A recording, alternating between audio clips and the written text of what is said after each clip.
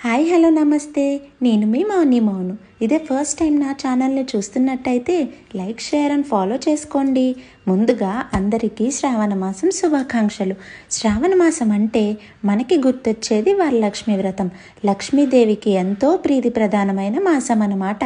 అసలు వరలక్ష్మి వ్రతం ఎందుకు చేస్తామో తెలుసుకుందాం, వచ్చేయండి. ఈ శ్రావణ మాసంలో స్త్రీలు అందరూ సౌభాగ్యం కోసం ఈ వ్రతాన్ని నోచుకోవటం ఆనవాయితీగా వస్తుంది. ఈ వ్రతాన్ని సాక్షాత్తు పరమేశ్వరుడే తెలియజేసినట్లు పురాణాలు చెప్తున్నాయి.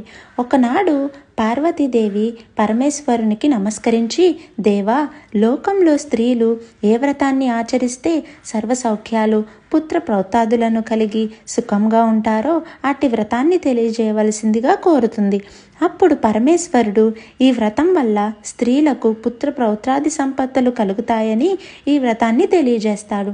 చారుమతి అనే నిరుపేద బ్రాహ్మణ స్త్రీ ఈ వ్రతాన్ని ఆచరించి లక్ష్మీదేవి అనుగ్రహంతో సకల సంపదలు పొందినట్లు వరలక్ష్మి వ్రత విధానం కథలో మనకి తెలుస్తోంది. శ్రావణ పూర్ణిమకు ముందుగా వచ్చే శుక్రవారం నాడు ఆ ప్రాంతంలో నివసించే మిగతా స్త్రీలు సైతం ఈ వ్రతాన్ని ఆచరించి సర్వసంపదలు పొందారు.